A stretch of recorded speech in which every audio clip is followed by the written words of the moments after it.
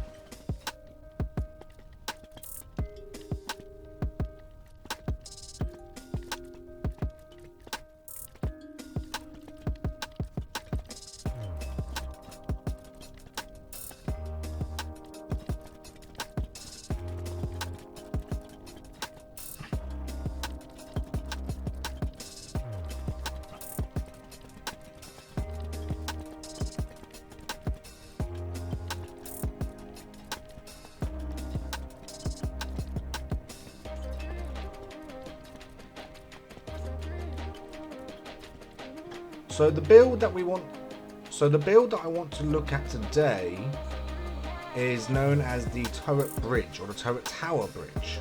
Now this originally came out back on Legacy. I remember going to the center and meeting up with some old friends. I believe the tribe at the time were called Refresh. Refresh came about before Relentless. And I remember going through their base, and they had turret towers of course, but they also had quite a few of these. And I haven't seen these as popular these days, but obviously builds are getting bigger and bigger and old builds are constantly coming back. So I figured let's have a little look at it and review it.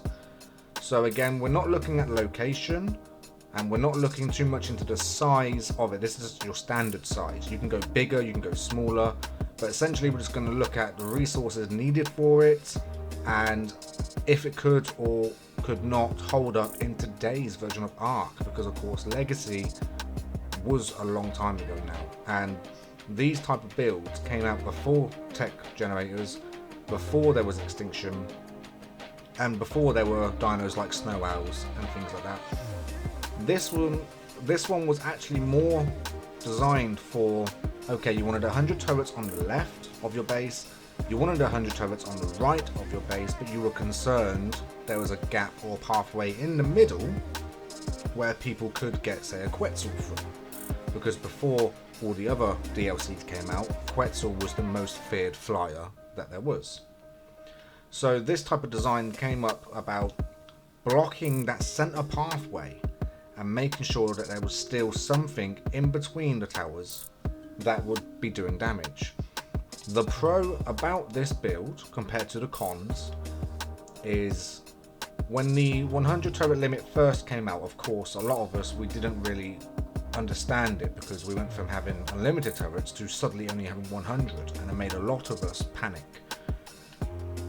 Now this particular build came out and showed us that we could actually have more than 100 turrets in an area and the game would still register it as in a different radius. So as you can see in the center I have 171 turrets. However, this is not including all the turrets in total. This is just including the center and around it.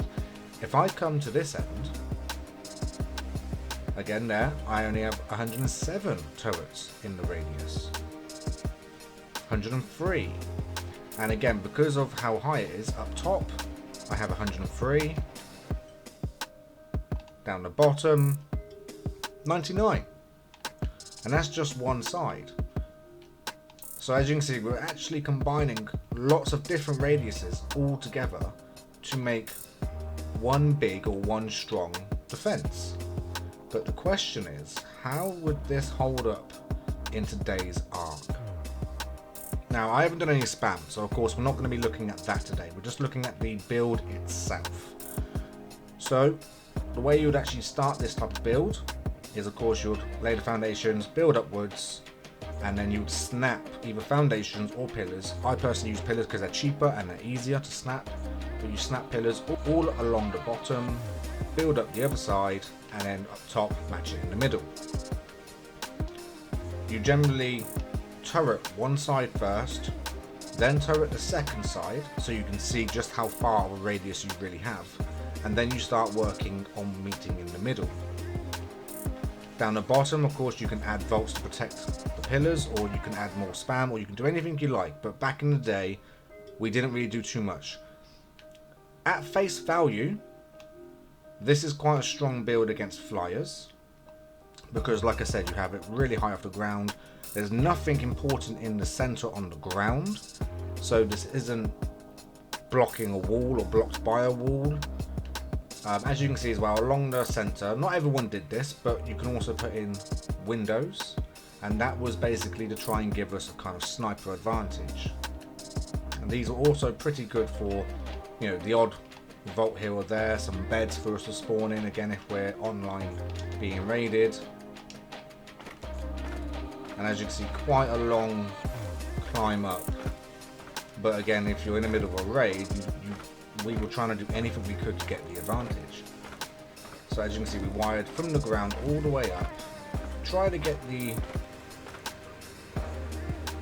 wires here as straight as possible. As you can see, I've actually diverted off slightly. It started here and it looked nice and straight, but by the middle you could tell it wasn't. Anyway, and we'd actually have two different generators powering it. So if one got destroyed, the other wouldn't. And if one tower got destroyed, as long as there were some pillars on the ground still, the other tower would still hold up this part of the tunnel.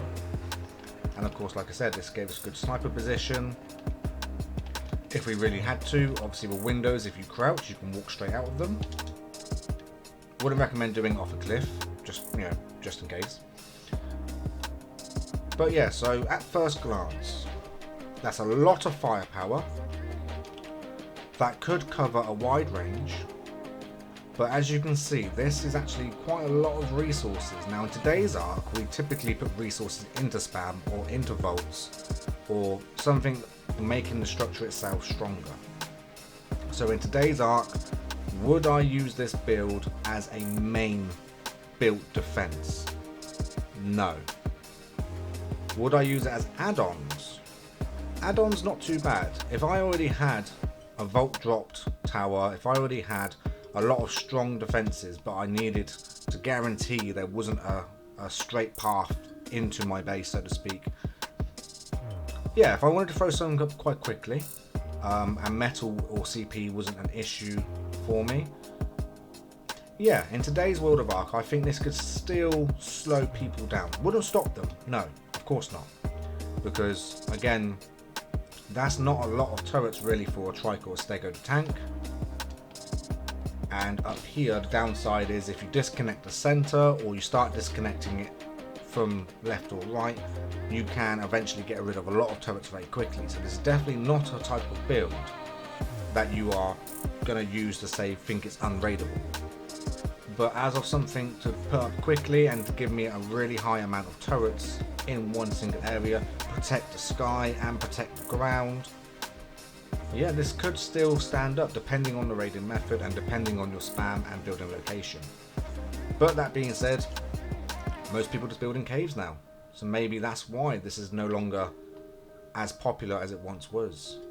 But anyway guys, like I said, this is a brand new mini series. I'm going to be building lots of different things and reviewing them, seeing if they're worth the amount of resources compared to what they're actually doable with.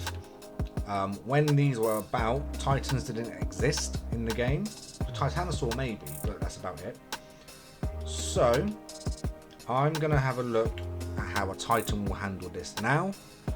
But my overall conclusion, as main base defense, no, don't build this. It's not worth the resources. You could easily be doing it in a vault tower or something along the lines.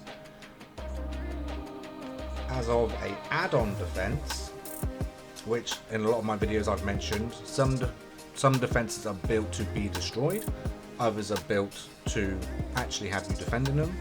This one I would definitely say is in the category of being built to be destroyed. So do all your main defenses, do all your unraidable designs that you can think of, and add this on afterwards if that is something you guys think would help. Now of course, again, if I had a tall base, this would need to be a lot taller, where a normal turret tower may cover it. But if you're trying to cover a really wide area and you have a turret limit, this is a good way of beating the limit, I suppose.